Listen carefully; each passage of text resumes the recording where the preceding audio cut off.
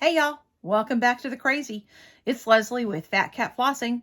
This is a channel about cross stitch or needlepoint or wool applique or whatever kind of handicrafts I happen to be in. Today is Friday, October 29th, 2021.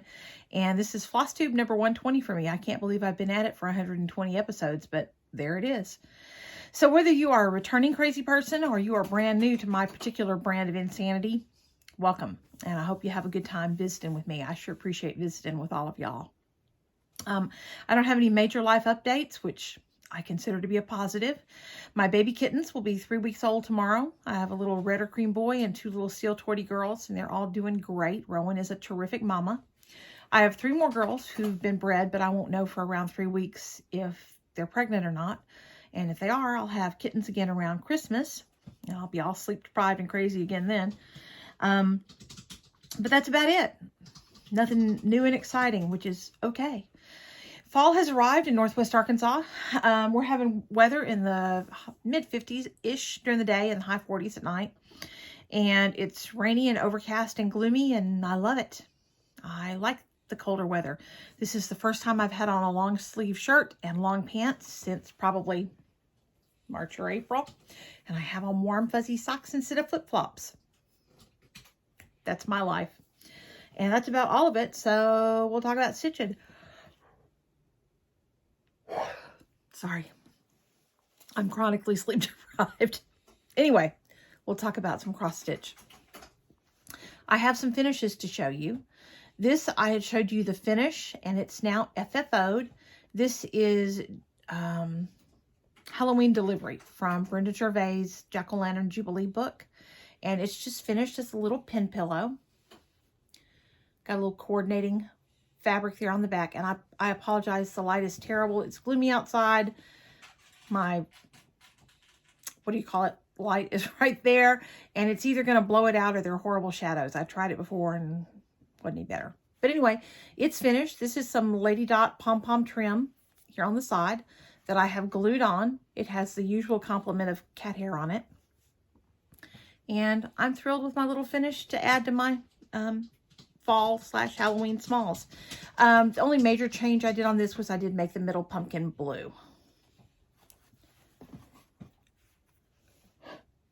Ooh, sorry, y'all. I have another FFO. I finished this one last year, I think. This is called Halloween. And it's from LizzieKate's Autumn Smalls pattern. And this is on 32 count. Picture This Plus Mesa, I believe. It's again just backed with a coordinating fabric. Kind of fall looking. And then this is Lady Dot trim on the outside. This is the stuff that I had ordered that was too blue looking for whatever I'd ordered it for. But it's working great on some other stuff. Because I'm lazy, these are stuck with polyfill and trim is glued on. But I think it came out really cute. Sorry, I have to move some stuff or I'm going to have an avalanche. My next finish is, what was this one called? Home for Christmas. This was a retreat exclusive, or maybe not a retreat, maybe a club exclusive from Plum Street Samplers a couple years ago. And Jan Hicks and Tamara Bowen were kind enough to share that kit with me. And I have finally gotten around to finishing it. I did change it a little bit. It's the kitted fabric and floss. There was a repeating band of this also up at the top. I deleted that. Stitching that band once was enough. And it's now finished into a little pin pillow with, again, some coordinating fabric. And I think I mentioned my trick for the fabric is I buy layer cakes meant for quilting. But I get a variety of fabrics. And 10 by 10 inch squares are plenty big enough to finish almost any small. This is some of that yarn that I showed a couple weeks ago. Because this pillow is a little bit larger, I took 3 strands of the yarn and braided them together. And you can't tell that it's not one long solid strand. And then I just tied a little bow here at the top. And I'm very happy with how that came out. And it is also just glued on and stuffed with polyfill. Nothing fancy. I'm so sorry, excuse me. This pattern has also been sent back to Tamara, but I think it came out super cute and I really like it. And then my last cross stitch finish, or FFO, this is Welcome to the Hive from AnnieBeez Folk Art. And I'm sure that most of you, if you're on Instagram, know that Annie's husband, Gary, passed away in September from COVID. And I meant to mention this a few weeks ago, but I hope that you will all keep Annie in your prayers. She's a super nice lady, and I just feel so bad for her. So Annie, you are in my thoughts and in my prayers frequently. And this is a darling little pattern from her. And this is my first attempt, and I have to be honest, probably my one and only attempt at a ruched ribbon trim. I love the way it looks, but it absolutely kicked my ass. It took me somewhere between 3 and 4 hours to do this, and it's got the little beads in there. It just was not my jam. I'm just too impatient for that kind of thing. So, well, y'all, I'm sorry. I had been yawning all day and started doing this, and here we go. And I'm so sorry. But I think it is super, super cute.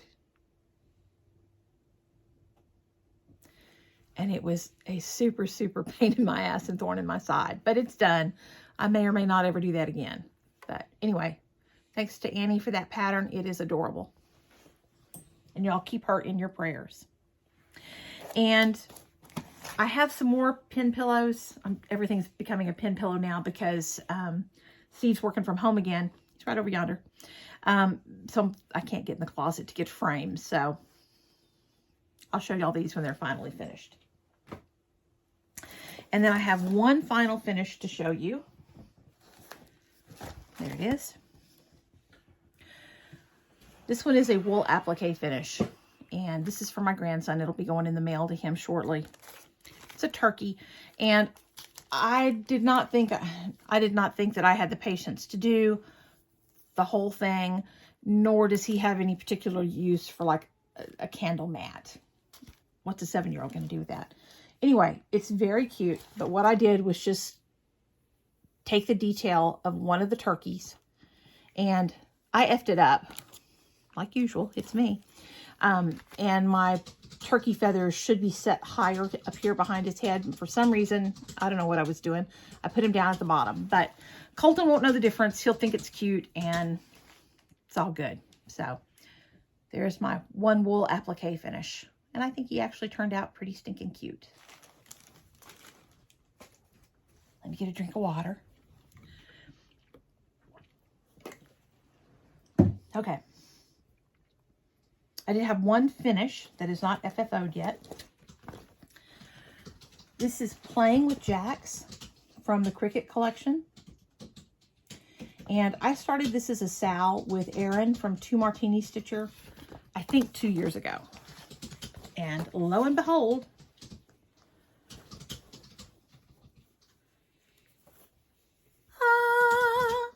I finally got a finish on it. I think it came out really cute. I did not do all of the back stitch. I did the back stitch to make the face here on the pumpkin because that face on that pumpkin is what made me want to stitch this. And then my other change was down here at the bottom, the leaves as they're charted have vertical stripes running through them. And I wasn't a big fan of that. So I just picked an overdye. I think it was a Gentle Arts overdye. I actually think it was called Autumn Leaves. And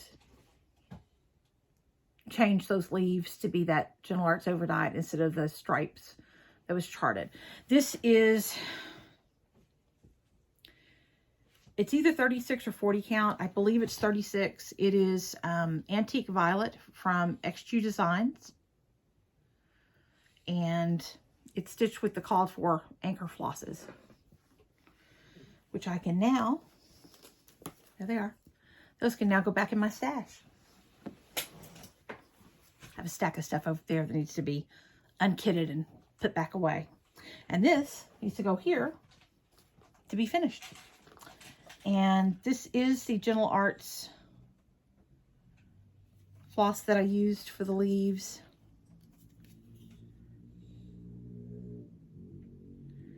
And I'll be darned if I know. Oh, it's cinnamon is what it is. So that's that. Another one done out of my ginormous pile of whips. But hey, it's one better than what it was before, right? And this will be a giveaway at some point. Not today, but some point. And then I got a little bit of work done on my whips. The thing that I worked the most on, still my ginormous haunted house. This is Seedy Pumpkin Cottage from Praiseworthy Stitches. And I believe this is my 4th year of working on this-ish. And it is indeed ginormous. There it is in all its huge glory. This is 32 count Picture This Plus Echo. It is called stitched with almost all of the called for flosses, which are a mix of Gentle Arts and Weeks, I believe. And I have made progress. The last time y'all saw this, I had just finished stitching the gate down here. And so I've worked on all of these pumpkins. And I have made a couple of changes and made a couple of the pumpkins blue. So this is going to get a few more days of work, and then it'll go away again until next year. So I didn't get quite as much done on it as I wanted to, but frankly, fall colors are not my jam. I want something brighter and cheerier. So anyway, I'll get done eventually, sooner or later, hopefully before I die. The jury may be out on that one. But I do have progress, and that's what counts.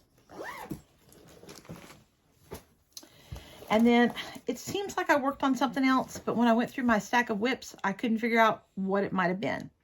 So the last thing that got any love was Winter Rose Manor from Brenda Gervais with By Needle and Thread. And y'all, I have jacked this one up deluxe. I don't even know what I have done to it. Well, I do know, and it's a big mess, but it is what it is, because I would just basically, I would start over rather than unpick it because there are so many errors. But here it is. And since y'all have seen it, I have finished the fence down here, added the bush beneath the cardinal, added the planter and plant here and those Christmas trees, and started the plant over here. Now, here's where my problem arises. See these little diamonds here? You see 4 of them? There are supposed to be 5 of them.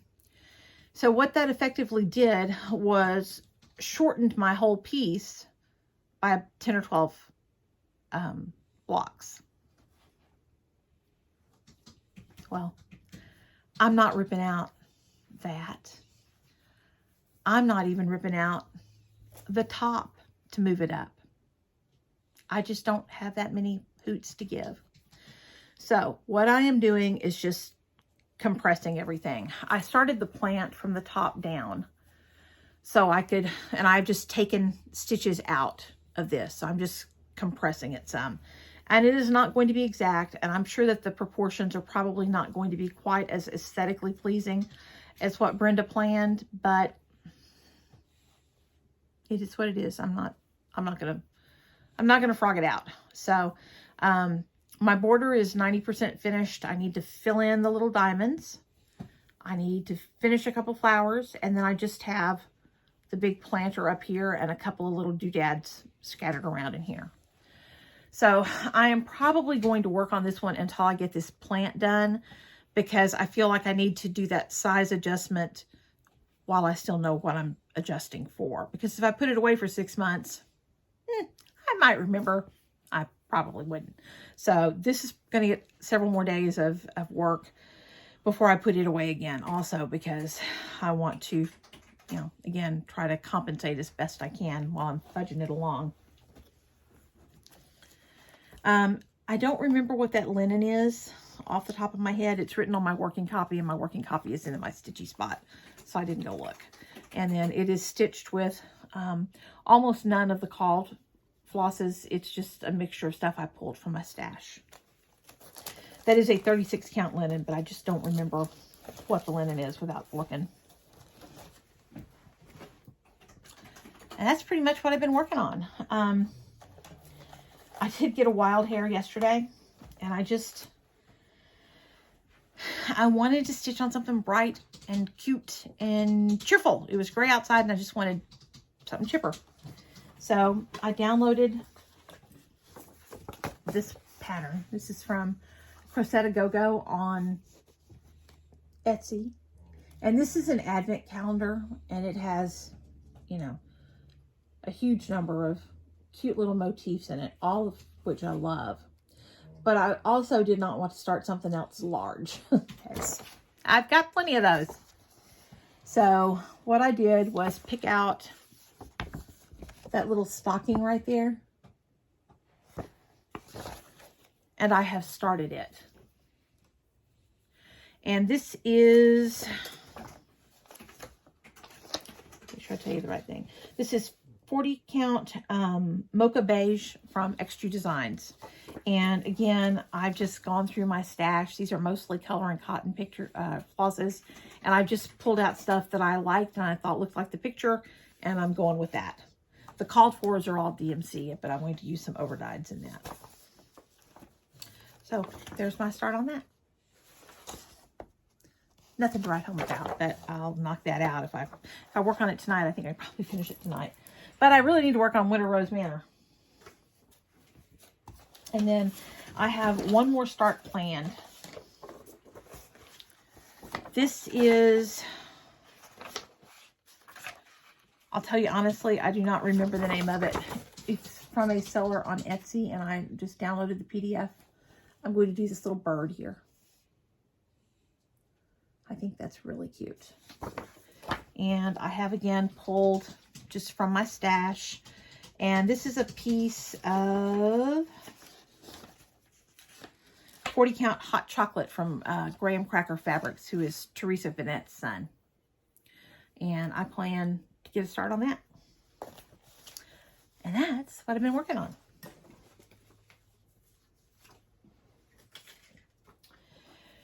Now, what else has been going on? I got some happy mail.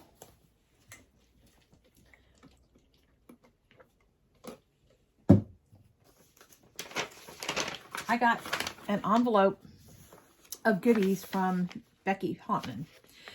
Becky noticed in my last FlossTube that I said that I was going to be cutting down on the giveaways because I'm kind of running out of things to give away. I'm not finishing things as quickly as I was and giving away 3 or 4 things a week. I've been going through them. And she sent me a lovely collection of patterns, which all you can see is my sticky notes on them right now, and a sweet note. But today, 2 of the giveaways will be courtesy of Becky. So Becky, thank you very much for doing that. And then I had a haul.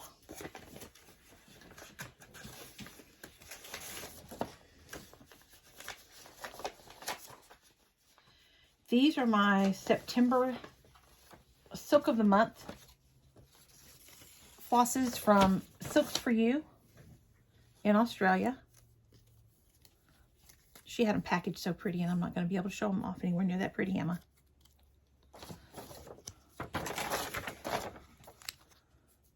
It's a miracle they look so good because the envelope arrived absolutely shredded. But the color intensity is gorgeous. Jo does a tremendous job with dyeing silk. I don't think she currently has any openings in her Silk of the Month club, but you can go to silks4, the number 4, and just the letter U.com and check there to see. They're $21 shipped from Australia, and they are well worth it. She does a great job, and they're beautiful, beautiful silks. I was running low on white, so while I was at Walmart, I picked up some white DMC. And then I had an order from Teresa at Kitten Stitcher. And actually, let me show you these other two first. These I ordered from a seller on Etsy. They're wool applique, and I may do one of these for my grandson for Christmas. I think he might like that snowman. But I've looked at it, and it's a little more involved than some of them I've done, so I have to carefully review the instructions before I decide what I'm doing. And then I had an order from Teresa at Kitten Stitcher, which included this. This is Harriet Hay, 1809, from Mill on the Floss Samplers. I thought that was really pretty. Love the bright, vivid colors. And then I ordered several sheepish designs. This is a terrible, terrible picture of this. This is Shady Day from Sheepish Designs, and I've seen so many pictures on Instagram where it just looks absolutely gorgeous. If this was all I'd seen, I'd have never ordered it. But I do plan to go back and look at some of those before I kit it up and kind of see what other folks did. And then I also got this Sheepish Designs, which is called Those Bloomin' Flowers. It really makes me think of a Blackbird's Designs chart. But I thought that was very pretty. And again, the picture does it no justice whatsoever. And whoever packed this particular order for Teresa packed 2 charts. And I emailed Teresa to make sure, to see if she wanted me to send it back. And she said, no, just give it away. So this particular chart, it's the same. It's Those Blooming Flowers, is courtesy of Teresa Vanette at Kitten Stitcher, Shakespeare's Peddler. So that brings us to giveaways. And first we'll do the giveaways from last week, and then we'll work on this week. I have some that were not claimed, and I went through and did the random comment picker again this morning on YouTube. These are from several weeks ago. This is the border. It has borders and alphabets and some little motifs booklet in it. And I redrew, and the winner this time is Sonny Kinnaman.